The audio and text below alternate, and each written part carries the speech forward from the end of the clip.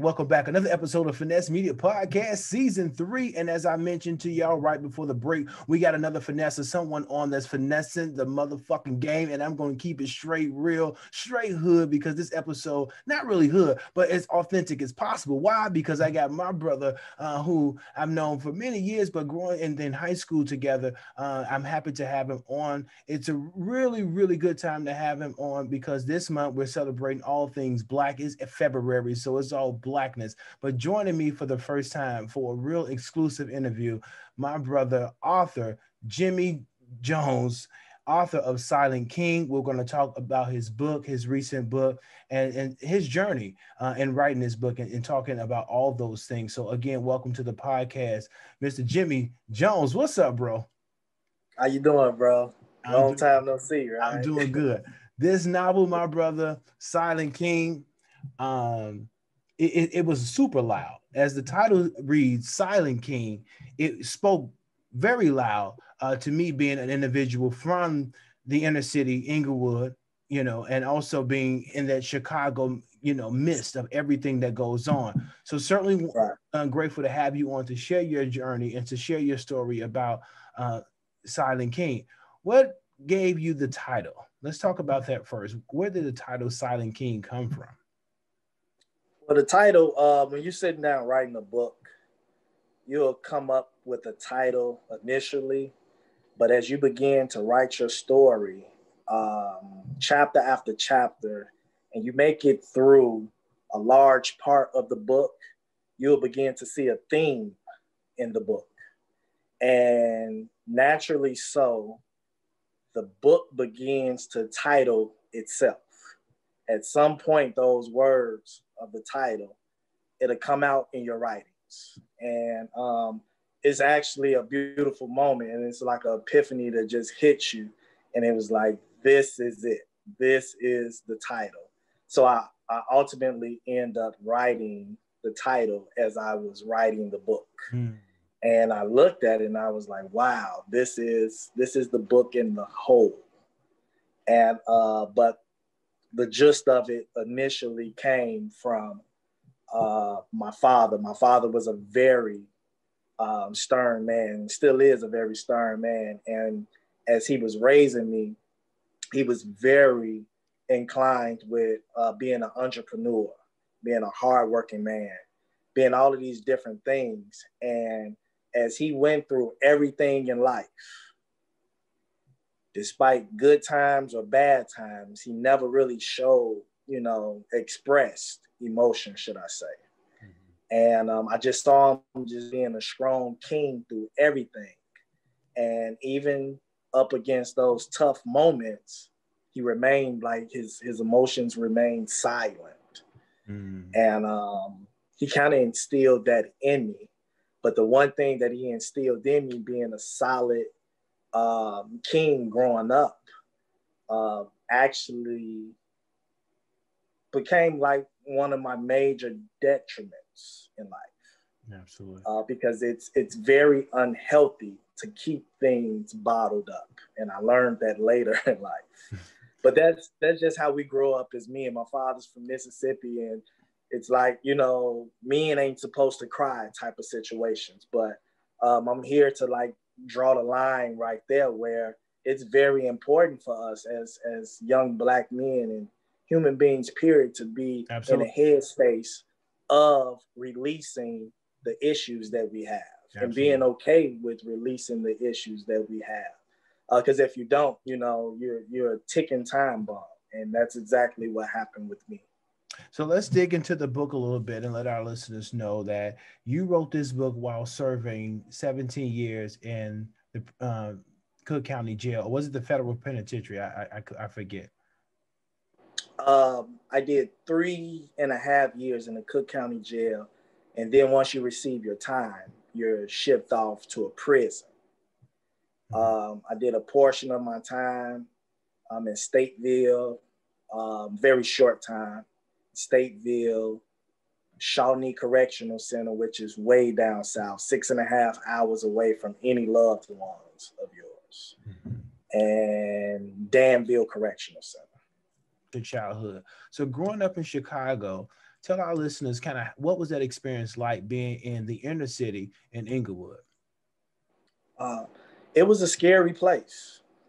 I would definitely like to start there.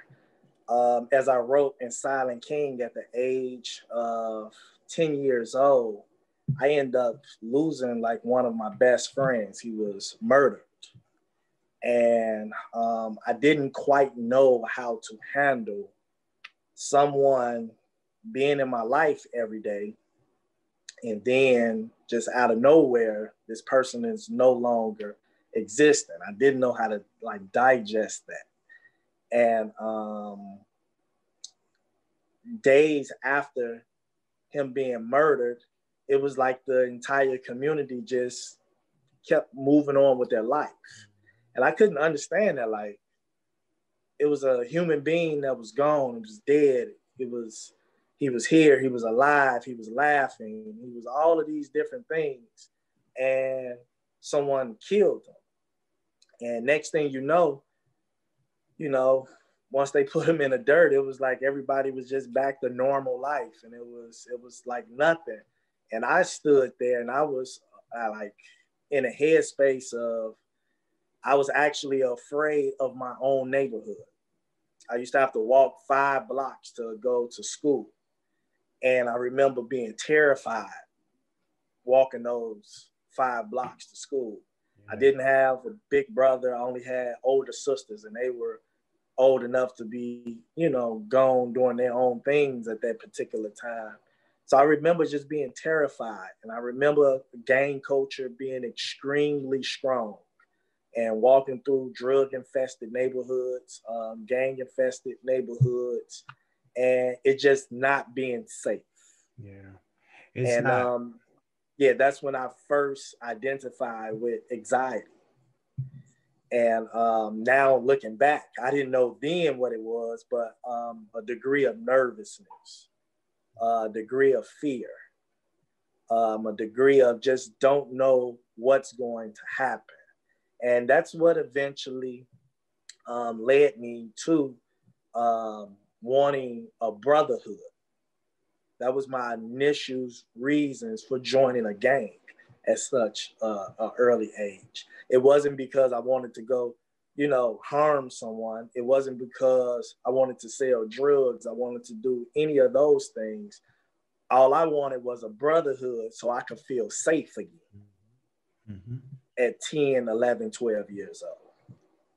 And I want to read something from your book, Silent King, and get your response on it. You stated in your book on page 47, you say on March 12th, 1995, Jimmy Jones was ready to die.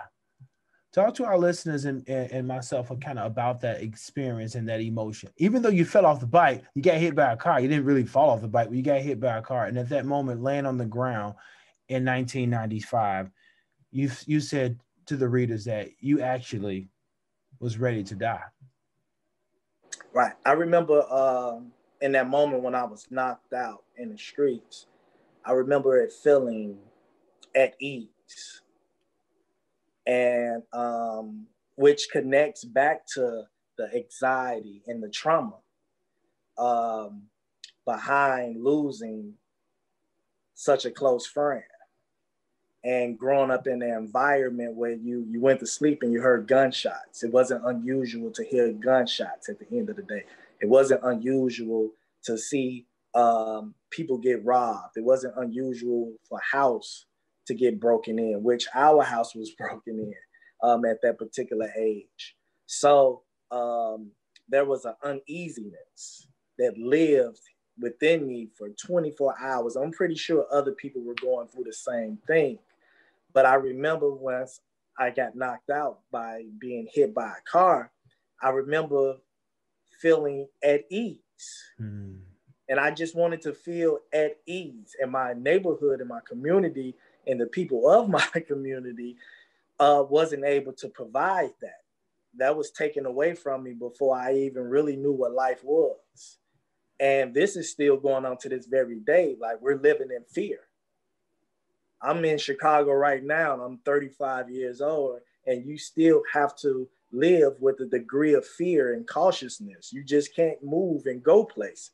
And I was going to ask you about that, because returning home to Chicago, and I'm in Dallas, and, you know, I periodically visit Chicago, and for me, I'm like, yo, it hasn't changed. What was your perception, and how did you receive Chicago when you returned home? When I returned home, it was the buildings that were bright and beautiful are now dark, dim, and dingy. Like, I have a very good memory. And places that were, you know, business that were thriving, and it was like the spot, they were either broken down, no longer open, or tore down. And it was quite sad. I've never seen more homeless people in Chicago. I've never seen as many homeless people now in Chicago. And it's been quite depressing to see these things on the flip side of being happy of just finally being free. But to roll around the city and see, you know, how things are, and things haven't progressed in a way where, you know, life is looking good for people in the city. I can't say that it is.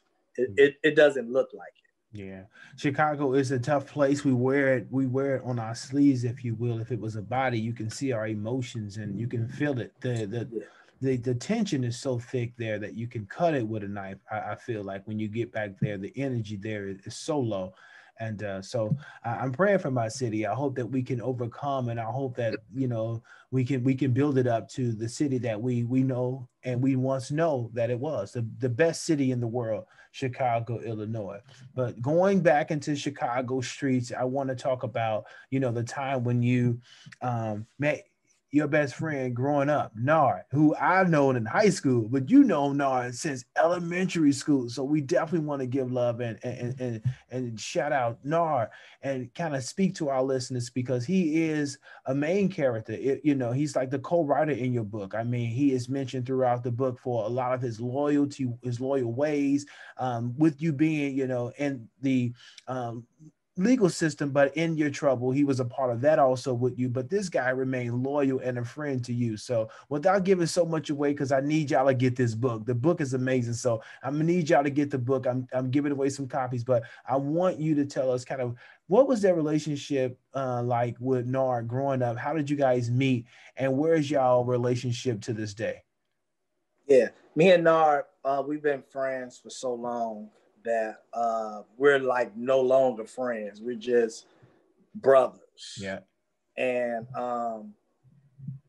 man, he has a special place in my life forever. And we met actually in, I believe, kindergarten or preschool, one of the two. And let him tell the story. Like, we met with building blocks, you know, playing with building blocks. And I came over and asked him if I could, you know, use some of the building blocks, some story like that. I think he made it up, but I don't. It sounds good. He loved telling it like at parties and stuff, man, to girls and whatnot, man. So, but yeah, we did actually meet in like preschool or kindergarten. And we've been the best of homies, friends, and brothers ever since. And we didn't meet in the streets, but we both end up. He don't have any older brothers, and we are just months apart in age. So everything that Inglewood was, and the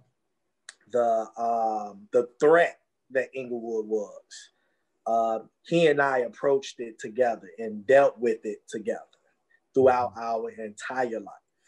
Yeah. And I believe that if we didn't have each other, we wouldn't have made it through. Even though we were involved in a lot of things that were horrible, right? I just believe in my heart that if we didn't have each other, those horrible things would have destroyed us. Yeah. And I'm just thankful to have him, in my life as my brother. And we're still close as we were when we were 5 years old, 10 years old, 15 years old. Now we're 35 years old. That's what's up. That's a true brotherhood, as you said earlier. Right. You were searching for a brotherhood, and I know I read through the book where Boo Man, the guy who got you off the porch, was one that was murdered. So to have still Nard in your life, that's being the biggest supporter. I consistently saw Nard come up in this book in every moment of your life. It was like, and me and Nard and somebody else, but it was somebody else and me and Nard. So this guy has never left. He never left, and he stayed in your corner. But I want to go back to the book without, again, giving much away, but I want to take a read from chapter 8 when you stated about somebody else leaving out of your life. You stated, you know what they say, you leave a dog alone, and that dog, sooner or later, will start to roam. My mother was the third to walk out of my life, and if truth must be told, at this point, I didn't care who was next. And so early part of the of your story and talking to us and well, our readers as we're reading through this book is that your mom walked away. As you came home, she's packing clothes and walked out of your life. How did that moment sort of change the trajectory of who Jimmy Jones was? Yeah, that was a very defining moment in my life. Yeah, my mom, she had packed up and left the home, but she did, remain in my life, but it was in a sense of her living in a different location than under the same roof with me and my father. But at 10 years old, you're like, okay, where's my mom? I wanted to be with my mom. And my whole thing was that, I wanted to go with her. Wherever you're going, mama, I want to go with you. And but that changed. That changed a lot because once she left, my father worked 16 hours a day. My older sisters, they were old enough to be gone with their boyfriends and their jobs and doing what they do, rightfully so at their age. And it left me in a place where now Jimmy's home alone. At 10, 11 years old, waking up to an empty house because everyone else is, got to go to work. 10 years old, being handed a key to the home to get yourself up, dress, eat, walk 5 deadly Inglewood blocks to school. Once you get out of school, come back home, walk those 5 deadly blocks again, come back home and enter an empty house. Yeah. And mind you, I'm dealing with trauma as well. So I'm actually afraid to be in the house by myself. So these are the things that, kids are dealing with. And that's why I wanted to write Silent King, just to shine lights, because we usually don't sit kids down. A child ain't gonna come to you and be like, I'm dealing with trauma, Dad. Well, they smart nowadays. They probably know what this stuff is, but I wasn't as smart back then. I didn't know these things back then, and so that changed everything. Yeah. That changed a lot. And then and there, that's when I began to roam, outside of Inglewood, because actually initially I was scared to be in the house by myself. Mm. Yeah. And that's when I turned to the Jacksons family, Yeah. which is my second family. And they always accepted me with open arms.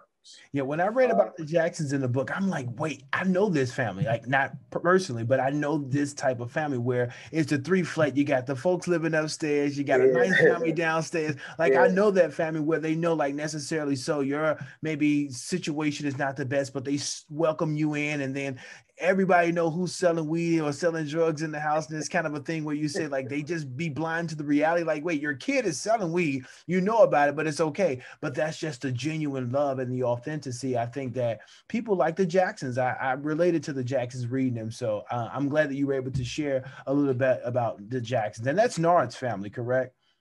Yeah, that's Yeah, Nas family. the Jacksons were something to read. Very special people. Very special people. I enjoy reading about their family dynamic. But speaking of family dynamic, Mr. Daddy-O, right before the unfortunate, sentencing, and you were, sentenced to prison, or while you were sentenced to prison, you discovered that Evelyn was pregnant. So talk to us about that moment when you kind of received that information. How did it make you feel? And did it change your next set of years, while being in prison? Yeah, I received the news through a letter. And while I sat in the Cook County jail. So at the time, I didn't know when I did commit the crime that I committed that sent me off to prison. I didn't know that I had a child on the way. Mm-hmm. So I received the news once I was in the Cook County jail, maybe a few days in or so. And I read it on a piece of paper, the letter, and I remember just being devastated. Naturally, the next man probably would have been the happiest person in the world. But what made me devastated when I received the news, even though, I wanted a child, I just felt like my entire life was over. Mm. I felt that I wanted to be hands-on with my child when my child did come, to this earth. And God blessed me with the child. Like I wanted to be there. I wanted to be the father that my father was to me. And hear the news that, I had a child on the way, but I had just gotten myself caught up into a world of trouble. I knew that it would be a while before I would be released again. So I was devastated. I was completely wiped out. And I was so mad that I ended up balling the letter up. And I remember throwing it in the toilet that was in my cell and flushing it and just being frustrated with myself. I was mad at God. I was mad at anybody who had a pulse. Why did you guys let this happen to me? And in that moment as an adolescent, you feel that when I was 18 years old. And I didn't digest, accountability at the time, like I do now. Mm-hmm. But I was devastated because I knew my daughter would grow to hate me because I wasn't there. And so that was the underlying fact. But talk to us about that now, or not even now. I kind of want to go during the transition because she's 17 years old. She's a beautiful girl. I've seen the birthday pictures and the whole bit, but she is now 17. But during your incarceration, how did you guys kind of rekindle or build a relationship? Yeah, there's no blueprint for once you go to prison and you leave your entire family behind, right? You go off to prison. And I was wondering, I'm like, I would ask guys, I'm like, what do you do? Like, guys would hold conversations and whatnot, but no one was really saying like what they were doing for their children and whatnot. You had a few guys, but they wasn't able to give me the answers of like, how do I connect with my child that I've never been there with before? And so I had to figure it out myself. Like I prayed while I was locked up. I was able to get closer with God, because you hit the floor hard enough, you're gonna need somebody's help. And I remember praying, like, seriously for the first time while I was incarcerated. But I used to just ask for answers. And what I did was, I would write my daughter, you were able to send, money from your books out to the free world. So during her birthdays or anything like that, my closest friends, which is Julius, Dre, and whatnot, I would turn to them and they would help me, surprise my daughter with gifts. Once she turned 9 and 10, we set it up for her to get a cell phone. I was able to, get things together where I was able to call her directly. She always got a call from me every week, and we would have real life conversations. And then in there, just through consistency, and me being another person that she could say, well, Dad, I would like to have this. And I would do whatever it took, to make sure whatever it was that she asked for, that it would show up at her home. Whether I had to get on the phone and beg someone, man, I need to get this for my daughter. I did what it took, to like win this girl over. So at the end of all of this, she wouldn't hate me. That's what's up. I wouldn't have been able to live with that. I wouldn't be able to smile, with you right now if my daughter hated me after all of this or didn't want to have a relationship with me all of this. That's what's up. It wouldn't be worth it for me.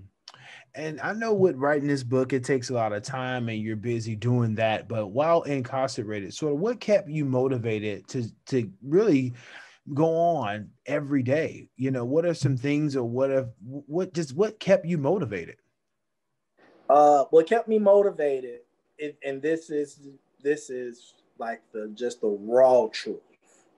I stepped into prison and I saw a lot of people that had been there for years and ages. Some people were new there. And I had a 20-year sentence, right, Ken? I had a 20-year sentence. And they sent me to the furthest penitentiary that you can possibly be sent to, right? It was like 30 minutes away from Kentucky down south. So it took my family 6.5 hours to come see me. And not many people are trying to drive 6.5 hours consistently, 6.5 there and 6.5 back. It's a very long time. So you don't get a chance to see your family as much. And I remember just seeing men not doing anything with their life. Just playing cards, watching TV, conversing with each other. And I was like, wow, I have to do this for the next 20 years. Wow. And in my mind, I was like, I'm going to be 20 years behind everyone else in the free world. Everyone else is going to be doing what it's going to take to get them ahead in life. And I'm going to get out of here and I'm going to have to start from scratch. And I was fed up with that. Also, I was fed up with, I knew people were counting me out. I knew that people felt like, oh, he threw his life away. And in many ways, it did look like that. But then and there, I became determined. I have one of those minds. I don't have to hear you say what you said about me, but I can hear what you're saying about me without hearing it. And I'm going to put those words to it. And that set a fire up under me. And I was like, you know what? I'm not going to be what everybody think I'm going to be, which was nothing. I knew I had to sit in there, come up with something and make something out of myself. And I was going to do it with every inch of Jimmy Jones that's inside of me. And that's what I did. And then and there, that's when I began to write Silent King. And you wouldn't believe it. It actually came from me watching a movie that was playing on the deck. Shawshank Redemption. There's a part in Shawshank Redemption where Andy tells Morgan Freeman character, he tells him, he say, man, You either gonna do two things. You either gonna get busy living or get busy. I don't think that's too much to ask.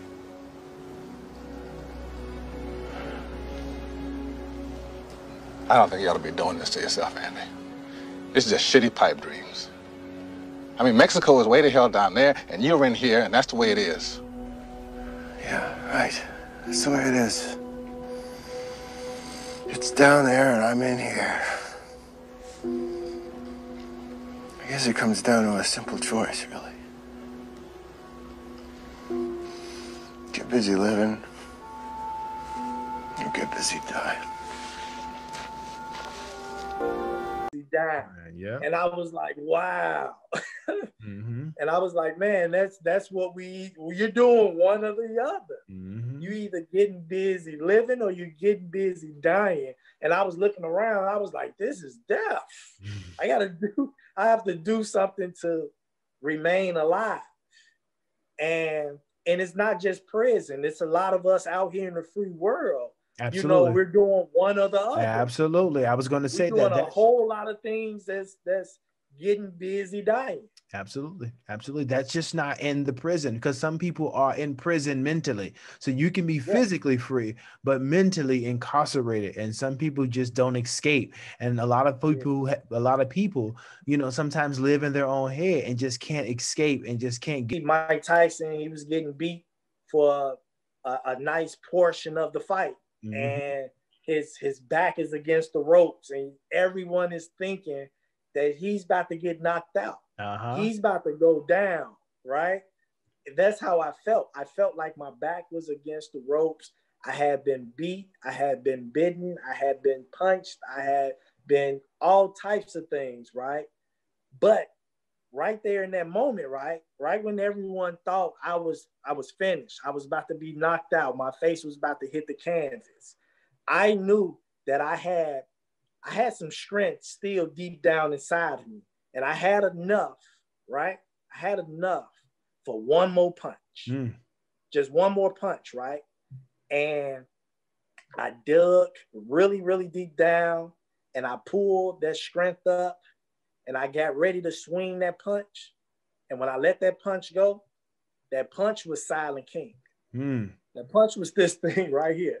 This was my one last punch that I had. And I knew I had to land it. And I put everything that I had into that one punch. And you know what, Ken?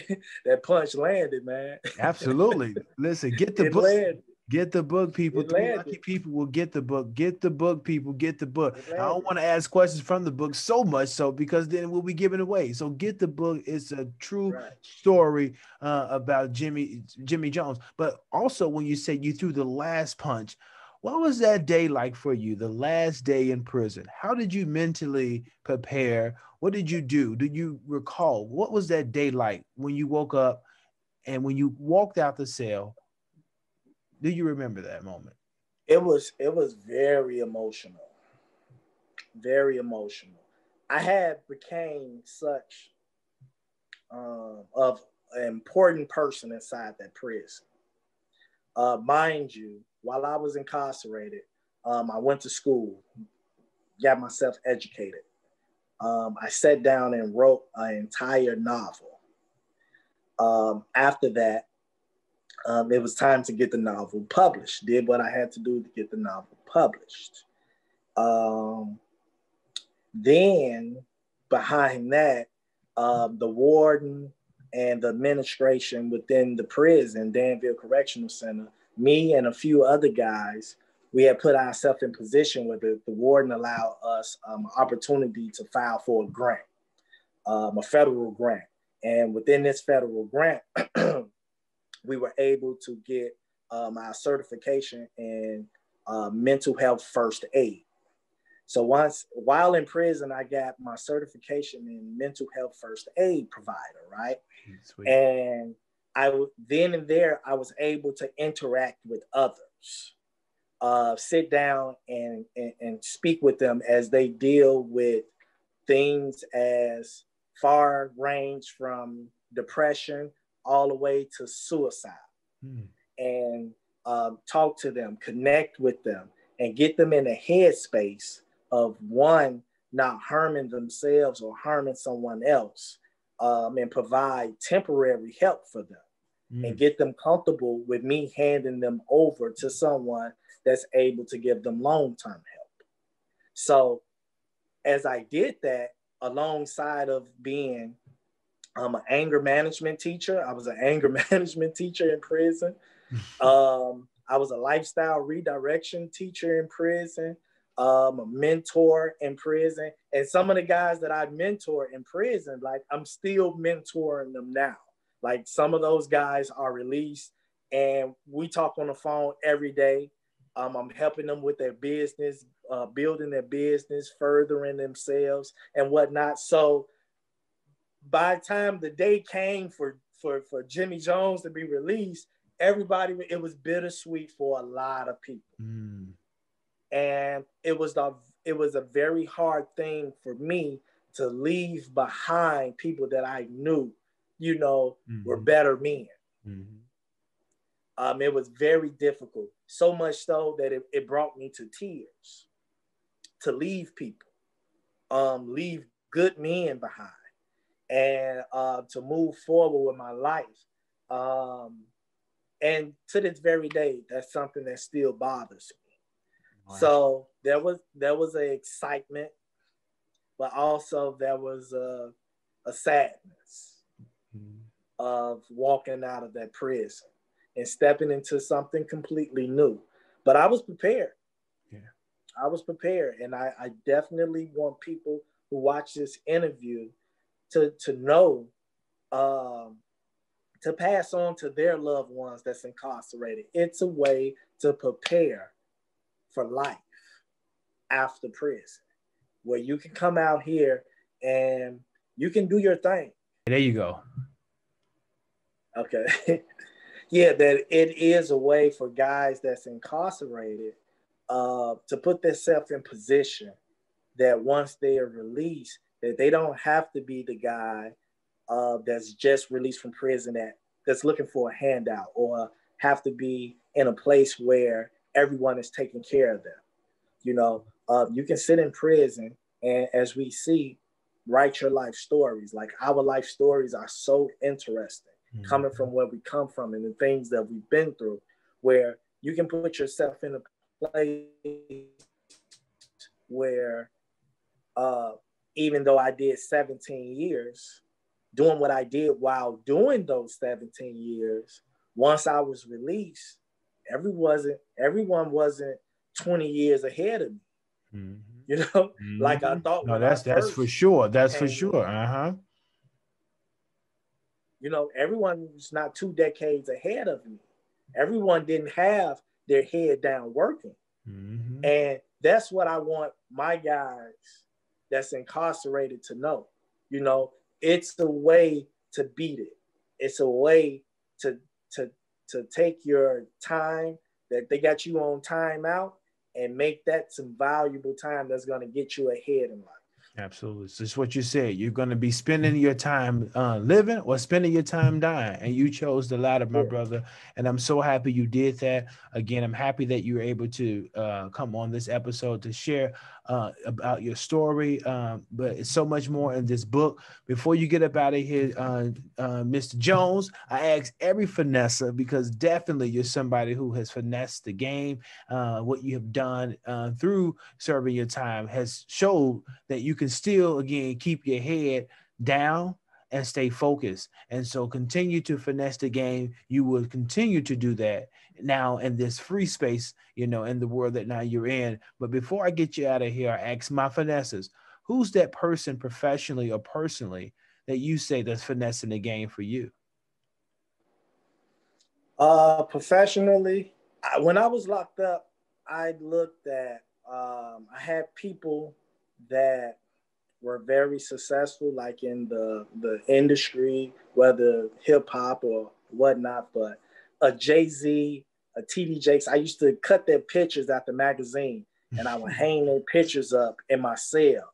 So opposed to focusing on my surroundings, I focused on better living, and I would put these pictures up and I would learn these guys' stories of triumph, of the difficulties that they went through, TD Jakes, Jay-Z, you know, Oprah Winfrey, all of these different people that were like major successes in today's day and age. And I would turn to them. I listened to Jay-Z, like in prison, we still had tapes. I had Jay-Z entire collection, and I would listen to his stories of overcoming, his stories of becoming an entrepreneur, turning his drug life into a legit life. Yeah. And I was like, man, you know, if this guy can do it, I can do it right here from prison. Honored to be in these situations that I could use my voice and do the things I do. Yeah, I'm inspired by, you know, life and all sorts of things. You can say something right now and it would inspire me to write a song or something to happen. You know, most kings just happen to be inspired by Basquiat drawing, you know, the drawing, and you had the most young kings get their head cut off on the bottom. And I looked at that and I was like, it's powerful. You know, just the statement in itself, you know, lends itself for a song. The song starts inspired by Basquiat. My chariot's on fire. Everybody took shots, hit my body up, I'm tired. And then it's just, they build me up to break me down, to build me up again. They're like, Hov, we need you back so we can kill your ass again. You know, it's like this thing, this love, hate thing that the world has with success, period. I walk in every room as myself. I don't walk in any room as anyone else. I'm not cowering, I'm not speaking soft, my voice doesn't change, it sounds exactly the same way. And my attempt of being somewhat like them, I was like, man, I'm gonna find my way, and my way is gonna be being an author, and I'm gonna do it right here from this jail cell. And I signed my publishing deal inside of my dark, cold, gloomy jail cell. Dope as fuck. Dope as fuck. And the warden walked to my jail cell and shook my hand and congratulated me. That's dope as fuck. Finessing the motherfucking game from the cell. Jimmy Jones, listen, that was my last question, I thought, but I really want people to hear your response to my last question, I promise. What do you want our readers or want readers to take away after reading Silent King? What do you hope that they take away after reading your book? It's kind of two different categories, right? Categories of parents, and then I'm gonna put a category with the young adults and kids, right? Mm-hmm. Put those two together, young adults and kids. Parents, I want the parents to be able to see this is what's going on with your children. When you maybe not asking the right questions, maybe when you're allowing your children to raise themselves, maybe when you're allowing your children to be alone, when you're not investigating who your children's friends are, when you're not putting time into your children, when you're not showing up at your children's basketball games, violin recitals, and all of these different things, when you're bypassing all of these different things, it's having an effect on your children. So that's something that I want parents to walk away with. The children and the young adults and whatnot, I want them to be able to identify with me in that story. And because I was always the cool guy. I was always the guy who had to close your question. But I want the kids to be able to identify with me. I also see being that type of person that I was, where it leads you to. Mm-hmm. Because some of them may not be as fortunate to get the sentence that I was given. There was plenty of times in that book when I'm telling those stories where the book could have ended after 10 chapters because I got killed, you know, being in some of the places where I was at and being involved in some of the things that I was involved in. Everybody don't get a chance to go off to prison that's living a life that's worthy of being killed or being charged with a crime. Yeah. So I just want to off how I was shipped off to prison for 17 years off a 20-year sentence. So that's what I want them to take away, and also know that they're not alone when they're dealing with their trauma, when they're dealing with their fears, when they don't know, which way to turn. They're dealing with insecurities. I pour all of those things out inside of Silent King. You sure did. And also females that's young adults that's out there, and they want the cool looking guy. They want the guy with the car, the You jewelry. kept it real, yeah. What this guy is doing to you. And the pressure it puts on you as an individual, as a young kid, that pressure that you put on, thinking, wow, if I don't do or have those things, then I might not get a girl. And this is the same thing that I'm trying to convey over to my 17-year-old daughter now. Now I have to live with the fear. Oh, she's gonna. Oh yeah, you got listen. You got a lot of work to do, because I mean, you're gonna run into a Jimmy out there, like the 16-year-old Jimmy, the 17-year-old Jimmy. And those are my nightmares. No, that's super amazing, man. I'm glad to see the pictures from her birthday and you being there. I know that was one day that you were waiting for. Nothing else mattered but that one day, and I was happy for you I was happy to see that moment and you sharing that with the social media family. But last one from the book I want to go into. Y'all better get this book because I'm sharing too much of it. I didn't want to, but it was a couple highlights. I just kept highlighting. I even text you. I said, dude, I got so many questions. But this last excerpt of the book, I think, was the most profound because it literally encompassed the entire book, but still get the book. You read, or you stated in this book on page 304, as I sat in the dark, cold cell, my tears flowed heavily because I was so close to escaping Inglewood with my new family. But my time ran out. I guess it's true what they say. You reap what you sow. For the past 8 years, I had been making my bed the hard way. Now it was time for me to lie in it. And to be honest with you, I was tired. I was tired. I was tired. The crown was too heavy for my head.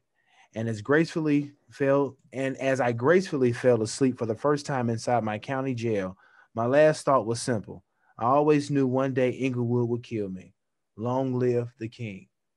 Long live the king, because this Silent King book again spoke loud volumes to, as you mentioned, parents and also kids. But I read that, man, and I thought it was a more transparent, retrospective moment that you stated at the end of the book to kind of again encompass your entire journey along the way. Not just the crime that was committed, but the journey of having people to enter your life and to leave your life, the journey of feeling lonely, the journey of having the abandonment. And so for me, reading that, it was really profound about your entire story, but how you rose, dude, how you rose. That last sentence, long live the king. That last sentence is literally, it's the celebratory moment for the entire story. It's the moment for me where I said the trumpets will blow and the horns are sounding, that Jimmy Jones is not dead. He threw his last punch and he's still finessing the game, and he's still someone that's not he's still someone that's growing, but he's someone to definitely be watching out for in the many, many years to come. Jimmy Jones, I thank you so much, man, for joining this podcast and this episode, and to be as transparent as you are on this book with me today on this episode. For y'all who need to get this book, Jimmy, let these folks know how they can get a copy of your book. It's available on Amazon, Walmart.com. Or if you would like signed copies, you can log on to my Facebook or Instagram, either one of them, and just inbox me. I ship them across the country every day, all day, man. The book has taken off. People are enjoying this book from California all the way to New York, and it's just an amazing response. So yeah, you can contact me there. And it's a beautiful thing, man. I love where I'm at right now. I love the fact that I'm out and I'm able to sit here with my old friend. Absolutely, bro. It's great, man. Thank you for everything. Absolutely, man. Listen, thank you for again joining this podcast. You guys get a copy of this book. Silent King is definitely a loud banger, so don't be fooled by the title. I enjoyed literally every read of it, and like I do with most books, I have to go back and read it again because I feel like you miss certain things the first time around. So I'll certainly be taking my time out to read this book. I'll be in Vegas next month, so I'll get some time and read for the second time, man. So please, again, get this book. Silent King is one to read. This brother's from Chicago, Illinois. He is continuing to finesse the game. Let's support this brother. It's Black History Month, so let's support and let's continue to support Black businesses. Jimmy Jones, thank you so much, bro, for joining the Finesse Media Podcast Season 3. And you've been listening to another episode of Finesse Media Podcast Season 3. I'm your host, Ken Finesse Media, and I'll see you next week with something brand new. Peace. Thank you, bro. Most there. This has been another edition of the Finesse Media Podcast. Join us again next week for the latest news from HBCUs. Special guest